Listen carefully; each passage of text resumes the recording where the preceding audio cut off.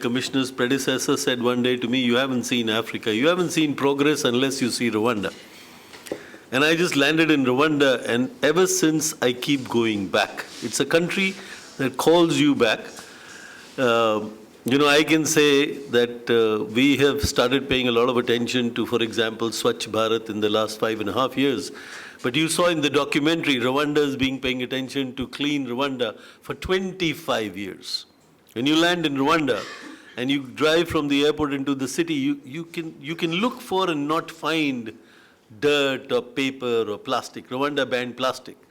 Rwanda banned second-hand clothing. Just in a matter of 25 years, it's a transformation that you have to see to believe. And the people. And I wanted to ask Excellency, my first big thing was when I was there at what's that? You showed the hotel in the documentary, Millie Collins. Yeah. Millie Collins was the place where Hotel Rwanda was shot. It was a Hollywood film, and it showed tragedy. But I walked out in the night to find some Indian food. I found it around the corner, and walking back, I had an experience of a lifetime. A policeman on the street walked up to me and he said, "Are you okay?" And I said, "Yeah, just me and my partner going back to the hotel." He said, "No, if you've lost your way or if you want to find your way, we'll drop you where you want to go."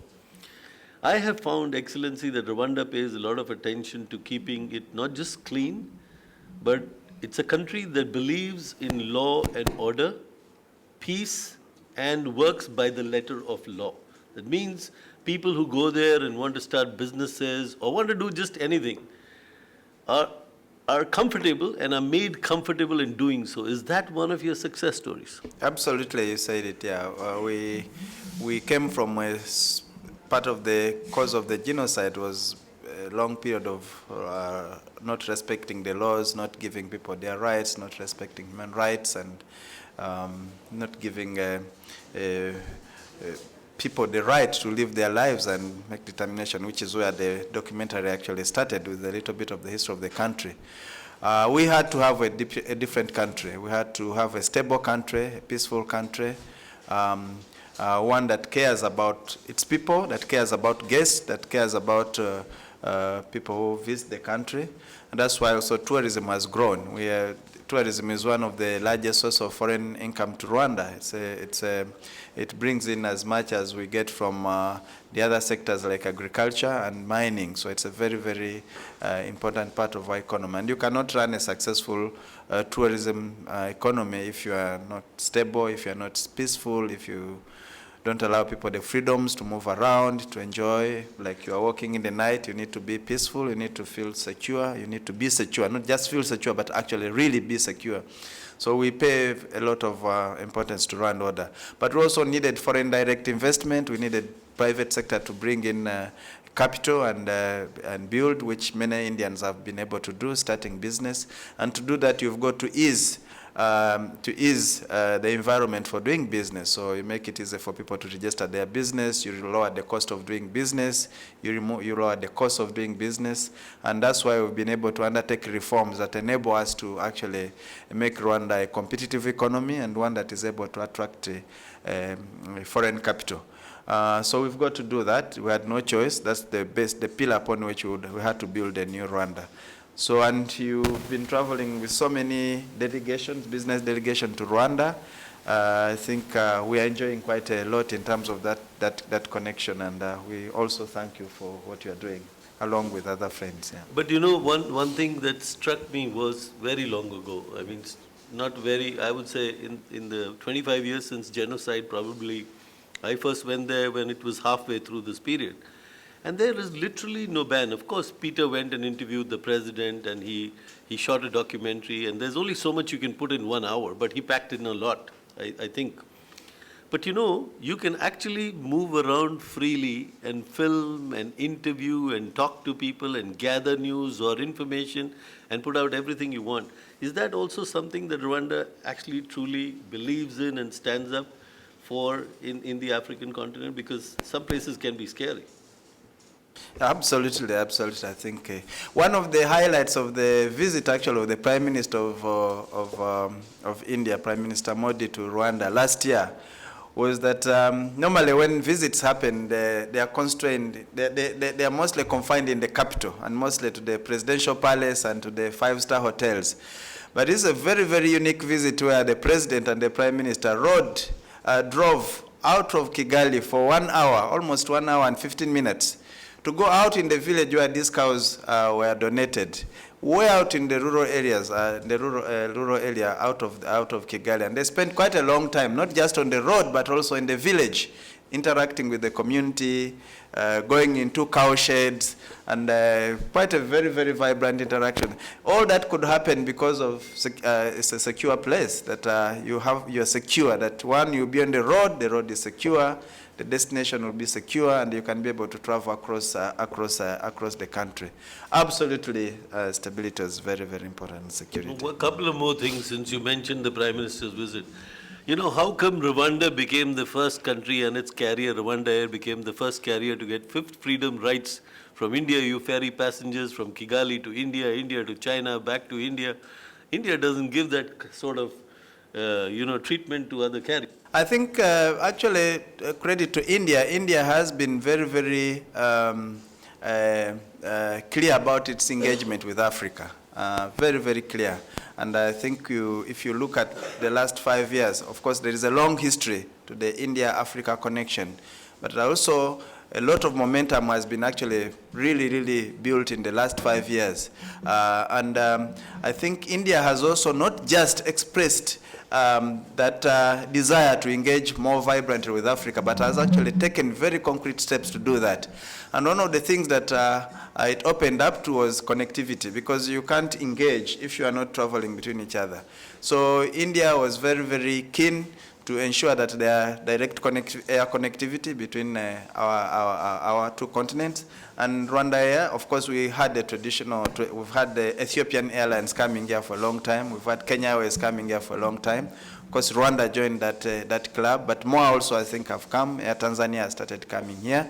I'll be fair as an African. I will not talk only about Rwanda Air. I'll also talk about the other airlines to demonstrate that India, apart from the high-level visits that happened, apart from encouraging entrepreneurs, Indian entrepreneurs, and organizations like CII, FICCI, which have given quite substantive amount of resources to be able to engage. So there's a very vibrant political level engagement, but a very vibrant private sector engagement. And I think the Indian policy has been very, very clear about its engagement with Africa. And Rwanda happens to have taken advantage of this to say we can also make a small contribution at easing connectivity between India and Africa, because Rwanda is flying to about 28 other destinations across Africa, across Southern Africa, Eastern Africa, Central Africa, West Africa, and now connecting also to Europe, especially London now and Brussels to Dubai. So by flying Rwanda Air from India, actually, you can connect with so many destinations. You're telling you are going to Cape Town. We have a direct flight from Kigali to Johannesburg and a direct flight from Kigali to Cape Town. So, which means that if you are traveling to South Africa, you could also combine with Kigali very easily, and you can see the mountain gorillas if you wish to. So that has helped us, and I think we have to be proud of the connection that and the potential. And we are seeing that going forward. I think the engagement between India and Africa is going to be even much more vibrant. I think you were following in the news, in the media. We had a review of the India-Africa Framework Summit just a few weeks ago, about a month ago, between the AU, the African diplomats here, and the government of India. And a glimpse of that shows that there's actually more coming in terms of the concrete interaction between our continent and this subcontinent. Excellency, I know Rwanda and Africa so well. I could talk to you for a long time, but let me ask you one final question. You know, there are other landlocked countries in Africa, but Rwanda is only 25 years old, so to say, in terms of, at least in the modern context, and Rwanda is a small country and landlocked. But as the documentary says, it's one of the fastest growing economies of Africa. Now, how do you do that with a small country, 25 years old, completely landlocked? Because we've retuned our psyche.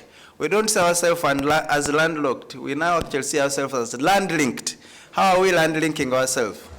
We've built a national carrier that ensures that Rwanda, although we are definitely a small country, as you say, that Rwanda Air, as a national carrier, can fly from Kigali direct to Mumbai, to Guangzhou, back to Kigali, that it can fly all the way to South Africa, Johannesburg, it can fly to Western Africa, Central Africa, so that, and that is passenger and cargo. So we ensure that we are connected with everybody. Second, we've built very, very robust IT infrastructure. So we are looking at the cost of actually, the cost of data. Rwanda is among the low-cost countries in terms of data, and you get 4G connection. Almost 90% of the country have access to 4G, very fast 4G internet connection. We've laid down fiber optic cable across the country. So we ensure that wherever you're traveling from, you're a businessman, you work for an international organization, you're on a private trip, you are seamlessly connected to your office, you are seamlessly connected to your headquarters, and you have all you need to be able to function effectively, irrespective of where you are. That's the second way we are linking ourselves, land linking ourselves. Third, we've embraced regional integration. We are members of the East African community. We are a very, very active member of the African Union. We joined the Commonwealth. Next year we are holding the CHOGM summit in Kigali. That way we are ensuring that we are also linking ourselves to the rest. Fourth, we've opened up our very liberal, one of the most liberal visa regime in the world. Irrespective of which passport you hold, as long as your passport is valid, you don't need to pre-apply for your visa to come to Rwanda. You fly anytime, whether you arrive by air or by land, you get your visa on arrival within a few minutes of your arrival. We also have sent our students across the world to study and bring back knowledge, but we also encourage people with knowledge and expertise to come and establish them easily in Rwanda. That's how we drive our economy, because we realize that we are very ambitious in what we want to achieve. We don't have enough capacity to be able to do that, but we know that capacity can be bought and capacity can be attracted while we build our own. Thank you. Yeah. His Excellency, it was really nice to see about your country. I would definitely like to visit that, and you have shown the way also. I'm a doctor myself. I'm interested to know what are the medical facilities, how developed is the medical system in your country? Thank you. We've tried to invest quite significantly in basic health care, primary health care, but when you invest a lot in access to basic health care, then it puts pressure on secondary and tertiary care. We still have a gap on tertiary care because of expertise. We don't have so many specialist doctors. We are still sending quite a significant number of people to India. But in terms of the healthcare system, the way it's built, and is the second largest consumer of the national budget in addition to education, which tells you that we are actually prioritizing investment in human capital, in developing the quality of our population in terms of education, knowledge and skills, and also in terms of their health and welfare. But definitely as a doctor, we have a big gap there, especially in terms of access to specialized medical care.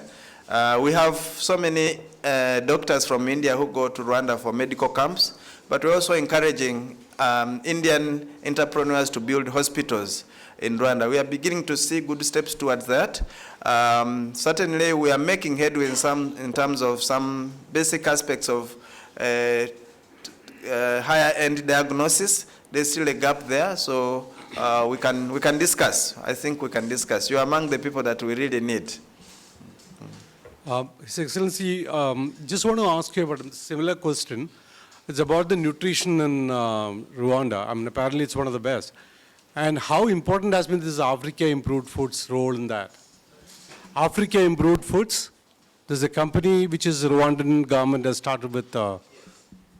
Nutrition is very important, especially we still have a bit of a challenge, although Rwanda, and it's a dilemma that we have, although Rwanda is agriculturally very productive, and as you show, we received two long monsoons throughout the year. Land is fertile, largely fertile, of course densely populated, but land, agriculture productivity is good. But there is still a lingering challenge. Much have made a lot of success in other areas. There is still lingering challenge of malnutrition, especially among the below fives. Which we are trying to address. And the project you just mentioned, the investment you just mentioned, is aimed at addressing that. Africa Fortified Foods, which is an investment in Rwanda by some friends of Rwanda who are actually manufacturing high-end fortified foods for children. We still need more in that because there is the issue of course, producing adequate production, but also access. So we need to address also access, and also where it is very expensive to have what is affordable. So I think Amor has been doing certain things here. India has done certain things. I know there's certain things that India has been doing in that area in addressing that challenge. We welcome any form of partnership in that area. Education, what we've done is to really ease access to education across the board, because part of the challenge we had in our history, was that in the discriminatory policies that we had historically did not allow access for everybody across the board. It was it filtered also into the education system, just also as it did in other sectors. What we've done now, we introduced one in our constitution that basic education is free and compulsory. So every kid of school-going age must be in classroom.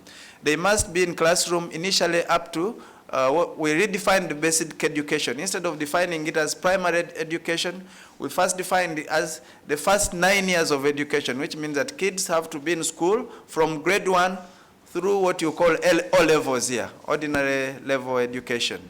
But now we've actually extended that to 12 years of basic education. So kids have to complete secondary education.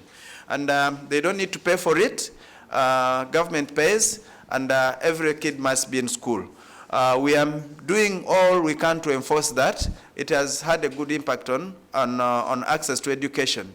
What you have, when you do that, enrollment shoots up. So you get very high enrollment in classes. You need to be able to invest in classrooms to accommodate that surge in access to education. So we have to continue investing heavily in increasing the number of classrooms, so you have smaller classrooms, and also in terms of training and recruiting more teachers. So those are the two challenges you have to deal with in terms of quality. So quality, textbooks per kid, the number of kids per teacher, the number of kids in a classroom. Enrollment has gone high, but the quality needs to still be addressed. And we just got a donation of 100,000 books from India for mathematics and English, which just reached Kigali about a week ago, which is, again, outcome of the visit of the Prime Minister, where India committed to contribute to improving the quality of education. And among the things was donation of these 100,000 books from the National Curriculum Education Center here, so mostly to improve on the quality of math education and English education. So quality required. If you have volunteer teachers who want to go to Rwanda for 1 year, we can manage to arrange for them to go and teach in primary or secondary school. By the way, when we reopened after 1994, when we opened the National University of Rwanda, we have a professor here from the National University of Rwanda, our colleague can attest to that. We were educated by, we are taught by Indian professors. Indian professors were among the very first to come to Rwanda. Some are still there. Some have become Rwandan. I think they work with our friend Caravel there. So we got a surge, a very big boost from that. And my professors, his professors, Joseph, where is Joseph there? They were from England, from India, and some were stayed on there. There's still quite a number actually. Others have come back. Thank you very much for allowing me the last question. We are in the business of running colleges in Australia and Canada, and we are also running our own university in north of India. Is there any support system which allows the foreign universities to set up technical colleges in Rwanda? We will be like to connect with the Trade Commissioner Rwanda and what kind of support you allow in terms of setting up a university for skill development, also in the field of training people in nursing, sonographer, medical lab technicians, and stuff like that. Thank you very much. Thank you. Thank you. Now, as I was saying, since there is the government focused on access to education, especially basic education, grade 1 through grade 12, that ensured there are many people transiting from secondary school to university, but there were fewer universities. What did this? The second policy that was government of Rwanda took was also to liberalize the education sector, to allow private sector to come in and complement what government was doing. That had been constrained before. So now you have so many private schools come in, which has also led to universities. Many private universities have come in, to the extent that it's a very, very lucrative business, that actually now what people need is to understand the policies and how to set up universities. They are not asking any other support from Rwanda, because there's the Higher Education Council, which regulates the education sector. It has laid down very clear standards for universities, for colleges, for technical and training vocational and technical training centers. So it is a very lucrative business. People make money out of it. People are investing. It has attracted a lot of private investment. US universities have also now started coming in. Many universities from, some universities from India have also shown interest in coming in, and other regional universities have come in. So we are willing to talk with you and work with you to help you establish